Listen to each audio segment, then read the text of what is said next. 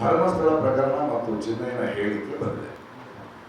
ಕೋರ್ಟ್ನಲ್ಲಿ ಚಿನ್ನಯ್ಯನವರು ಆತ ಪ್ರಕಾಶ್ ರೈ ಅವರು ನನಗೆ ಫೋನ್ ಮಾಡಿದರು. ನಿಮ್ಮ ಜೊತೆ ಯಾರು ಗಿರೀಶ್ ಮಠಣ್ಣ ಅವರು ಹೇಳಿದಾಗೆ ಕೇಳಿ ಅವರು ಹಾಡಿದಾಗ ಕೇಳಿ ನೀವು ಪೊಲೀಸರು ಉತ್ತರ ಕೊಟ್ಟು ನಿನ್ನ ನಾನು ನಿಜ ಹೇಳಿದ್ಮೇಲೆ ಬಂದು ತಪ್ಪಿಕೊಳ್ತೀನಿ ಅಂತ ಒಂದು ಸ್ಟೇಟ್ಮೆಂಟ್ ಕೊಟ್ಟಿದ್ದಾರೆ. ಇದನ್ನು ಕ್ಲಾರಿಫೈ ನಾನು ನಿಮಗೆ ಮಾಡಬೇಕಾಗಿದೆ. ಯಾಕಂದರೆ ಆತ ಸ್ಟೇಟ್ಮೆಂಟ್ ಕೊಟ್ಟಿದ್ದಾನೆ, ನಾನು ಹೆಸರು ಹೇಳಿದ್ದಾನೆ ಮತ್ತು ಮಾಧ್ಯಮಗಳ ಮೂಲಕ ಗೊತ್ತಿರೋ ಹಾಗೆ ಕೇರಳದಿಂದ ಒಂದು 200 ಕೋಟಿ ರೂಪಾಯಿಗಳು ಒಂದು ಧರ್ಮಸ್ಥಳಕ್ಕೆ ಧರ್ಮಕ್ಷೇತ್ರಕ್ಕೆ ಹೆಸರನ್ನ ಹಾಳು ಮಾಡಲಿಕ್ಕೆ ಯಾರೋ ಇನ್ವೆಸ್ಟ್ ಮಾಡಿದ್ದಾರೆ. ಅದರಲ್ಲಿ ಒಂದು 50 ಲಕ್ಷ ರೂಪಾಯಿ ಏನೋ ಚಿನ್ನಯ್ಯನಿಗೆ ಮಾತಾಡಿದ್ರು ಅನ್ನೋದು ಕೂಡ ಅದು ಆ ಹೇಳಿಕೆ ಅವನು ಕೊಟ್ಟಿದ್ದಾನಲ್ಲ ನನಗೆ ಗೊತ್ತಿಲ್ಲ. ಪ್ರಕಾಶ್ ರೈ ಹೆಸರನ್ನ ಹೇಳಿದ್ದಾರೆ, 200 ಕೋಟಿ ರೂಪಾಯಿ ಬಂದಿದೆ ಅಂತ ಹೇಳಿದ್ದಾರೆ. ಇದನ್ನ ಮಾಧ್ಯಮ ನಿಲ್ಲಿಸೋರು ಬರ್ತಿದ್ದಾರೆ. ಈ ಥರ ಪ್ರಕಾಶ್ ರೈ ಅವರಿಗೆ ಬಗ್ಗೆ ಈ ಥರ ಬಂದಿದೆ, ಇದಕ್ಕೆ ಉತ್ತರ ಹೇಳುವಿಲ್ಲ ಪ್ರಕಾಶ್ ರೈ ಅಂತ ಕೆಲವು ಮಾಧ್ಯಮಗಳು, ಬಹಳಷ್ಟು ಮಾಧ್ಯಮಗಳು ಅದನ್ನು ಕೇಳಿವೆ. ಇನ್ನೊಂದಷ್ಟು ಮಾಧ್ಯಮಗಳು ಆಗಲೇ ಜಡ್ಜ್ಮೆಂಟ್ ತಗೊಂಡಿದ್ದಾರೆ.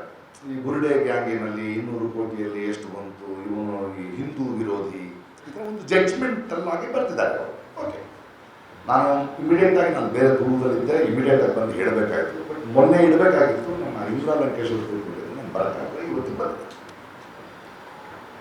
ಧರ್ಮಸ್ಥಳ ಪ್ರಕರಣದ ಹಿನ್ನೆಲೆಯನ್ನು ನಾವು ನೋಡುವಾಗ ಅದು ನಡೀತಿತ್ತು. ನೀವು ಪ್ರಕಾಶ್ ರೈ ಸೋಷಿಯಲ್ ಮೀಡಿಯಾದಲ್ಲಿ ಧರ್ಮಸ್ಥಳದ ಬಗ್ಗೆ ಯಾವಾಗ ಮಾತಾಡಿದ್ದಾರೆ? ಯಾವತ್ತೂ ನಾನು ಧರ್ಮಸ್ಥಳಕ್ಕೆ ಹೋದವನಲ್ಲ. ಗಣೇಶ್ ಮಠ ಇವರು ಮಠಣ್ಣನವರು ಇವ್ರನ್ನ ಯಾರನ್ನ ಭೇಟಿ ಮಾಡೋದು ಅಲ್ಲ. ಆದರೆ ಅಲ್ಲಿ ಒಂದು ವೈದ್ಯಕೀಯ ಸಾವಾಗಿದೆ, ಒಂದಷ್ಟು ಸರಣಿ ಸಾವುಗಳಾಗ್ತಿದೆ, ನ್ಯೂಸ್ ಆಗ್ತಿದೆ ಅನ್ನೋದ್ರ ಬಗ್ಗೆ ಆತಂಕ ಪಟ್ಟವರು ನಿಜ.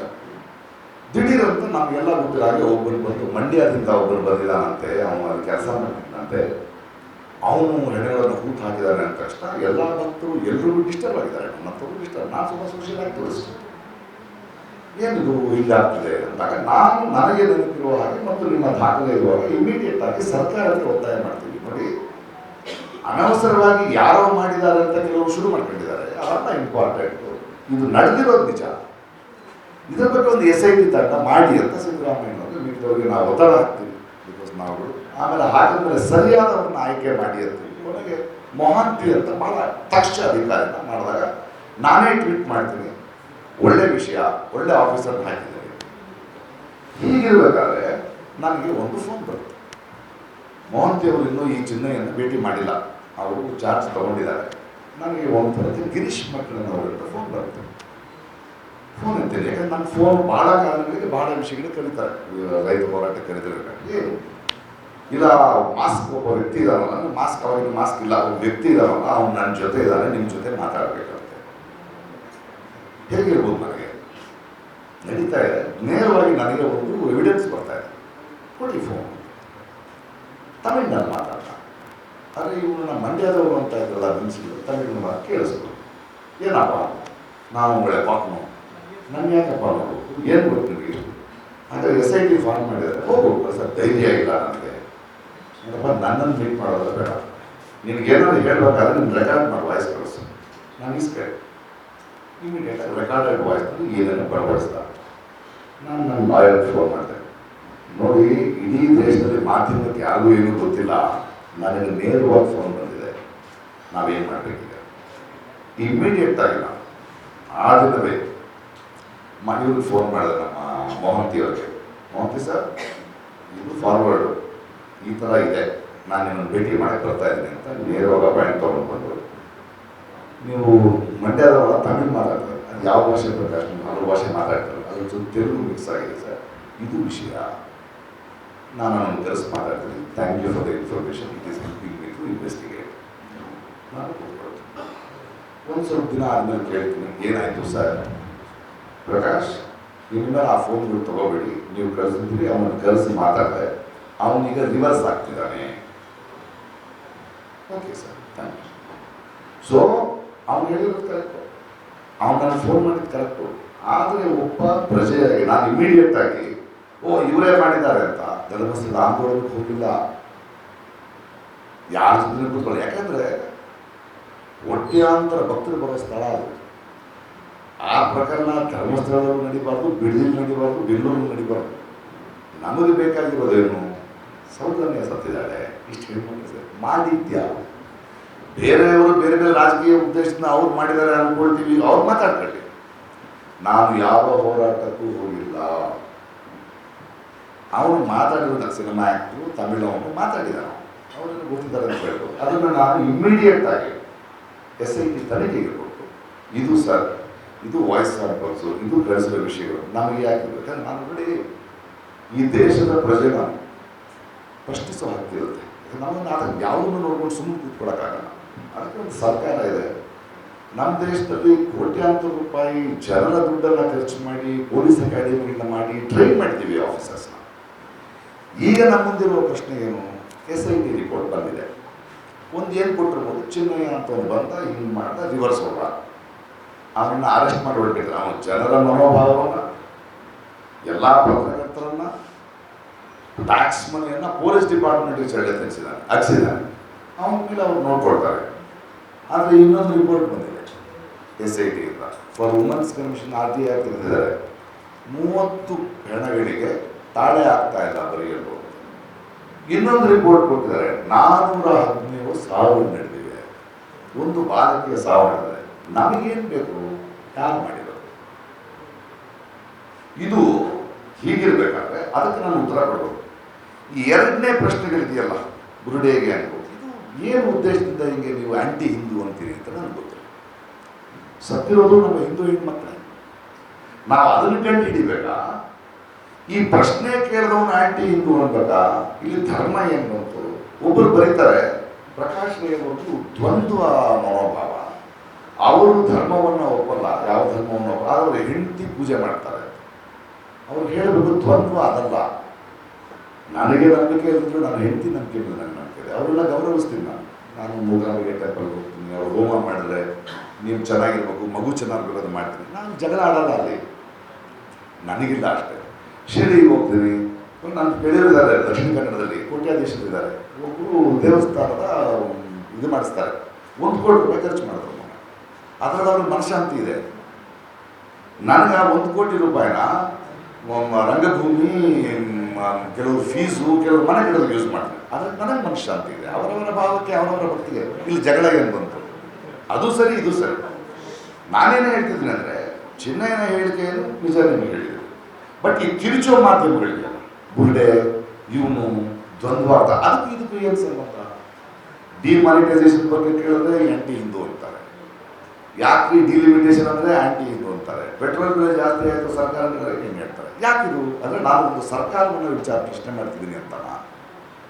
ಹಿಂದೂ ಧರ್ಮ ಎಲ್ಲರೂ ರೀ, ನಮಗೇನು ಇರಬೇಕು? ನಮಗಿಲ್ಲ. ನಾನು ದೇವಸ್ಥಾನಕ್ಕೆ ಹೋಗಲ್ಲ, ನನಗೆ ಮನುಷ್ಯರು ಮುಖ್ಯ. ಕಷ್ಟ ಅಂದರೆ ಒಬ್ಬ ಮನುಷ್ಯ ಆಗ್ತಾನೆ ಅಂತ ನನ್ನ ಹೆಂಡತಿ ನಂಬ್ತಾರೆ, ಗೆಳೆಯರು ನಂಬ್ತಾರೆ. ಬಟ್ ನೀವು ಇದನ್ನು ಹೀಗೆ ಪ್ರಶ್ನೆ ಮಾಡ್ತೀರಿ, ಹೀಗೆ ಯಾಕೆ ಬಿಂಬಿಸಲು ಪ್ರಯತ್ನ ಮಾಡ್ತೀರಿ? ಭಾರತೀಯ ಜನತಾ ಪಾರ್ಟಿ ಅಂತ ಒಂದು ಪಕ್ಷ ಇದ್ರೆ ಅದೊಂದು ಪೊಲಿಟಿಕಲ್ ಪಕ್ಷ ಅಷ್ಟೇ.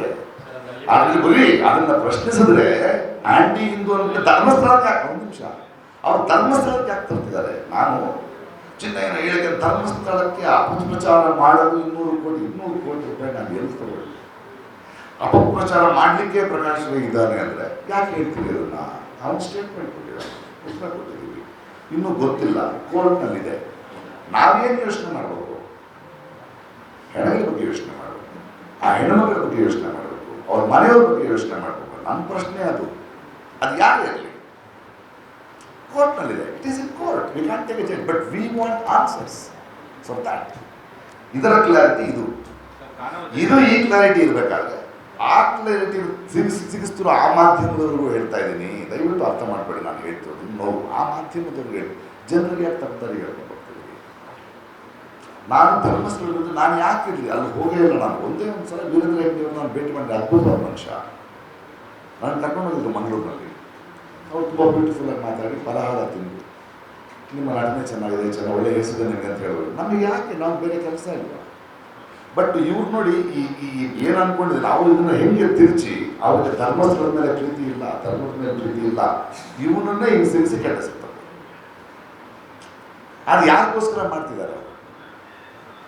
ಅವ್ರಿಗೂ ಉತ್ತರ ಕೊಡಬೇಕು. ನಿಮಗೆ ನೇರವಾದ ಉತ್ತರವನ್ನು ಹೌದು ಅವನು ಫೋನ್ ಮಾಡಿದ್ದ, ಅವನು ಫೋನ್ ಮಾಡಿದ ತಕ್ಷಣ ಮೊಹಂತಿ ಅವರಿಗೆ ಕೊಟ್ಟೆ, ಮೊಹಂತಿ ಅವರಿಗೆ ನೀವು ಮೊಹಂತಿ ಅವ್ರನ್ನ ಕೇಳ್ಬೋದು.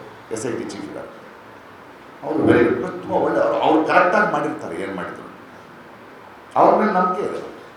ಸೊ ಇಸ್ ಗಿವನ್ ರಿಪೋರ್ಟ್ಸ್, ನಾವು ಅಲ್ಲಿ ಕಾಯ್ತಾ ಇದ್ದೀವಿ.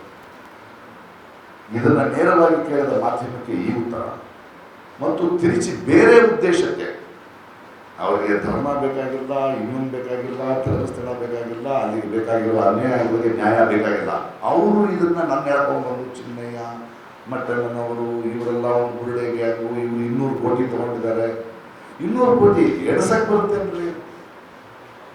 ಯಾಕಂದರೆ ಇದೇ ಇವರೇ ಕೆಲವು ತಿಂಗಳ ಹಿಂದೆ ಲಾಸ್ಟ್ ಇಯರ್ 100 ಕೋಟಿ ಪೊನ್ಸಿ ಸ್ಕ್ಯಾಮ್ನಲ್ಲಿ ಬದಾಶ್ರೈ ಯಾವುದೋ ಒಂದು ಆ್ಯಡ್ ಮಾಡಿದ್ದಕ್ಕೆ ED ಬಂದರು, 13 ಗಂಟೆ ಕೂತರು, 10 ವರ್ಷದ ಅಕೌಂಟ್ ನೋಡಿದ್ರು, ಏನೂ ಇಲ್ಲ ಅಂತ ಹೋದರು, ಬರೆಯಲ್ಲ.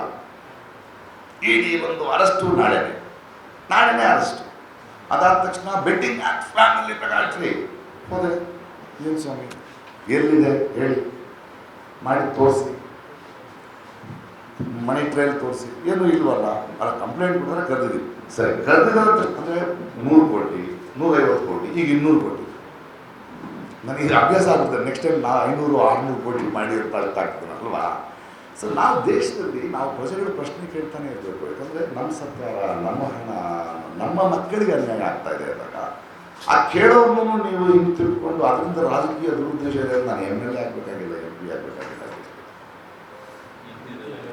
ನಿಂತಿದ್ದು ಅನುಭವಕ್ಕೆ ನಿಂತಿದ್ದೀನಿ, ಈಗ ಆಗಬೇಕಾಗಿಲ್ಲ. ನಾನು ಸಮಾಜಕ್ಕೆ ನಾನು ಪ್ರತಿಸ್ಪರ್ಧಿಸಬೇಕಾಗಿದೆ, ನಾವು ಎಲ್ಲರೂ ಪ್ರತಿಸ್ಪರ್ಧಿಸಬೇಕಾಗಿದೆ. ಏನೋ ಅನ್ಯಾಯ ನೋಡ್ಕೊಂಡು ಕೂತ್ಕೊಳ್ಳೋಕ್ಕಾಗಲ್ಲ ಅಲ್ವಾ. ಸೌಜನ್ಯ ಪ್ರಕರಣದ ಬಗ್ಗೆ ಬರ್ತಿದ್ದೀರಿ ನೀವೆಲ್ಲ, ಮತ್ತು ನಮಗೆ ಬೇಕಾಗಿರೋದೇನೋ ಸೌಜನ್ಯ ಯಾಕೆ ಸತ್ರು, ಇಷ್ಟೊಂದು ಜನ ಯಾಕೆ ಸತ್ರು, ಅದನ್ನು ಕೇಳ್ತಾ ಇದ್ದೀವಿ. ನಾನು ಕೇಳ್ತಾ ಇದ್ದೀನಿ, ನನ್ನ ಈ ಮಾಧ್ಯಮದಲ್ಲಿ ಎಳ್ಕೊಂಡೋಗಿ ಹಂಗೆ ಸಿಗಿಸಿ ಇವನು ಹೋದ್ರೆ ಅಂದರೆ ಅದಕ್ಕೆ ಆ ಪಾರ್ಟಿ ಹೆಸರು ಹೇಳಿದ್ದು ನಾನು. ನಿಮಗೆ ಪಾರ್ಟಿ ಅಷ್ಟೇ, ನಿಮ್ಮನ್ನು ಪ್ರಶ್ನಿಸಿದ್ರೆ ಧರ್ಮನ ಪ್ರಶ್ನೆ ಮಾಡ್ದಂಗೆ ಅಲ್ಲ. ಈ ದೇಶದ ಪ್ರಧಾನಿಗಳಿದ್ದಾರೆ, ಅವರು ವಾರಣಾಸಿಯ ಪ್ರತಿನಿಧಿ, ಅವರ ಪಾರ್ಟಿಗೆ ಅವ್ರ ಮೆಜಾರಿಟಿ ಬಂದಿರೋದ್ರಿಂದ ಅವರು ಪ್ರಧಾನಮಂತ್ರಿ ಆಗಿದ್ದಾರೆ. ಆ ಪ್ರಧಾನಮಂತ್ರಿನ ಕೆಲವು ಪ್ರಶ್ನೆಗಳನ್ನು ನಾನು ಕೇಳಿದ್ರೆ ಅದು ಧರ್ಮವನ್ನು ಪ್ರಶ್ನಿಸಿದ್ದಲ್ಲ ಅಲ್ವಾ. ನಾನು ಕೇಳಬೇಕು, ಡಿಮಾನಿಟೈಸೇಷನ್ ಹರ್ಟ್ ಆಗ್ತಾ ಇದೆ, ಕೇಳಬೇಕು. ಅದು ಈ ತಿರ್ಚೋರಿದಾರಲ್ಲ ಅವ್ರಿಗೂ ಉತ್ತರ ಕೊಡ್ತಾ, ಇದು ನನ್ನ ಕ್ಲಾರಿಟಿ. ಈಗ ನೀವು ಏನು ಪ್ರಶ್ನೆ ಕೇಳಿ ನಾವು ಉತ್ತರ ಕೊಡಲಿಕ್ಕೆ ರೆಡಿ.